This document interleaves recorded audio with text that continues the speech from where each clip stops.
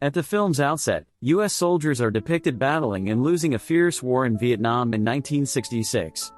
Daniel Ellsberg, a young military analyst, joins the U.S. forces to assess their situation and witnesses the brutal realities and chaos of combat firsthand as he and the soldiers traverse the thick jungles and small villages of Vietnam.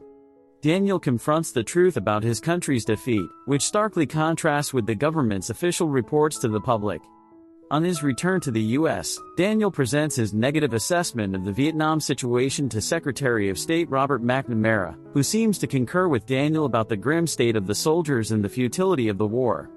However, Daniel is stunned to later hear Robert publicly announce the troops' success and his strong support for the war effort, leading Daniel to question the extent of the government's involvement and true motives. Upon returning to the U.S., Daniel joins the RAND Corporation, a prestigious firm that provides government advice on defense strategy and policy. Despite his professional success, Daniel remains haunted by his Vietnam experiences. He leverages his position at RAND to access and steal confidential files, which he spends the following years compiling into personal copies.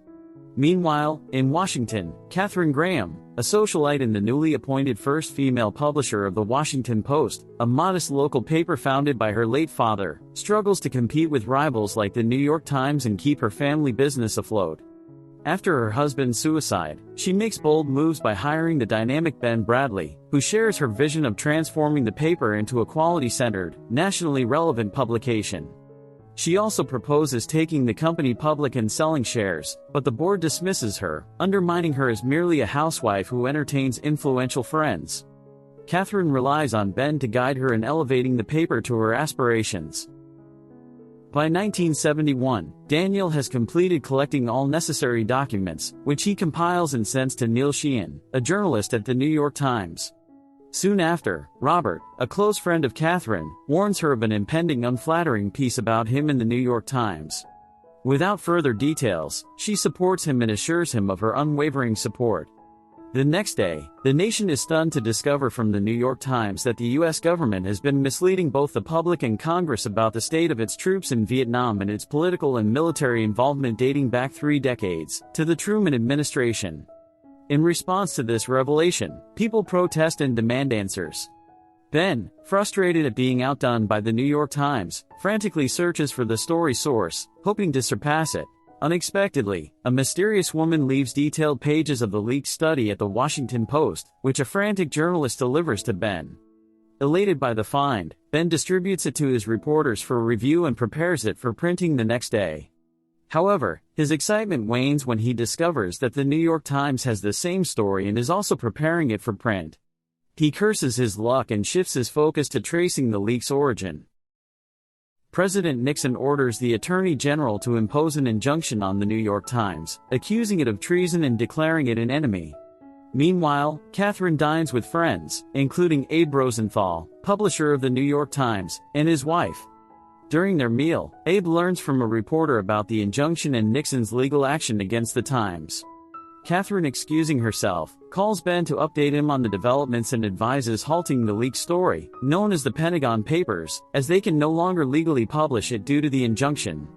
Ben disregards her warning and urges his team to find the story source as quickly as possible. The Washington Post assistant editor, Ben Bagdikian, follows a lead that points him to his former RAND colleague, Daniel Ellsberg. After a rigorous search, he locates Daniel at the International Center for Research and arranges a meeting at a Boston motel the following night. Meanwhile, Katharine persuades the Washington Post board to go public and begin selling shares, which she formalizes by attending a stock exchange market meeting, where she is congratulated and welcomed. Ben Bagdikian visits Daniel's motel and is taken aback by the extensive and profound nature of the documents, 46 volumes detailing the U.S. government's serious misconduct, from election rigging to war provocations. Daniel explains the extensive effort it took to secretly gather the information and reveals his guilt over the unnecessary deaths of young soldiers caused by government deception to avoid appearing defeated. Ben assures Daniel that his sacrifices will not be in vain and that the Washington Post will publish the documents despite the injunction. Ben contacts his boss, Ben Bradlee, and informs him of the discovery. Ben Bradley instructs Bagdickian to catch the first flight out of Boston with the documents and rushes to Catherine's house, interrupting her birthday party to relay the status and raise concerns about the moral implications of her friendships with influential figures, especially those implicated in the New York Times report.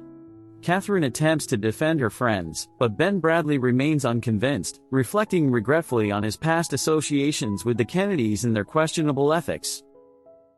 The following day, Catherine seeks an explanation from her friend and former state attorney Robert about his actions in the prolonged war, questioning the cost and rationale behind his decisions. Robert defends his actions as being in the best interest at the time and argues that evaluating war strategies while still engaged in conflict is premature. Disappointed, Catherine leaves after giving him a heads-up about a potential related story in her paper. The next morning, Ben Bagdickian arrives in Washington with the documents and heads to Ben Bradley's house, where senior editors are eagerly awaiting. There, Ben Bradley's wife graciously hosts them as they lay out and organize the 4,000 pages of the study to meet the print deadline. Meanwhile, Catherine is interrupted at a party she is hosting to honor a friend with news of the progress made by Ben and his team. Board members at the party panic upon hearing this and urge Catherine to halt publication to prevent potential damage to the paper if Nixon decides to sue and the court rules against them. Catherine weighs the arguments, considers the implications for the nation and the soldiers, and reflects on what her late husband might have done. She makes the bold decision to proceed with publishing the story, much to Ben Bradley's delight, while the board members express concern about investor reactions. At Ben Bradley's house, the reporters work tirelessly to prepare the document for print, and Ben Bagdickian returns to oversee the process. He is confronted by the Washington Post lawyers, who press him about his source and whether he obtained the document from the New York Times. Ben refuses to reveal his source but insists he has no contact with the Times. The lawyers later return, revealing that if his source is the same as the Times, it could be seen as contempt of court, leading to serious legal consequences. Meanwhile, Ben Bradley discusses the printing decision with his wife, who commends Catherine's bravery. She emphasizes the personal and professional risks Catherine is taking to fight for what is right despite the challenges posed by her gender and the opposition she faces. This revelation deeply affects Ben Bradley, making him question whether pushing Catherine to publish the story was the right decision. Ben receives a call from the anxious Ben Bagdickian, informing him of the potential legal fallout. Ben Bradley hurries to Catherine's house to update her on the situation, and they gather the board members and lawyers to deliberate their next move. Catherine resolutely decides to proceed with the printing, overriding the board's concerns. Ben Bradley calls the printing press to give the final go-ahead, and the story is published the next morning. Mid-morning, the U.S. Attorney General calls the Washington Post, requesting they cease publication of the story, which Ben Bradley declines. Later, the Washington Post receives official letters from the U.S. government, summoning them to court alongside the New York Times. Ben and Catherine learn that newspapers nationwide have published the same story in solidarity, which brings them a measure of comfort. They appear before the Supreme Court a few days later, charged under the Espionage Act for endangering national interests. As they prepare their defense based on First Amendment protections, the nation watches anxiously. Both sides present their cases, and the court eventually rules in favor of the Washington Post, with Congress voting 6-3 in their favor. The Supreme Court judge asserts that the press serves the people, not the governors. The staff at the Washington Post, including Ben and Catherine, celebrate their victory and relief as the paper gains popularity and attracts investors back. Catherine and Ben reflect on the historic moment that affirmed press freedom. In the epilogue, a security guard reports a burglary at the Watergate, hinting at the Watergate scandal's discovery, and the movie concludes,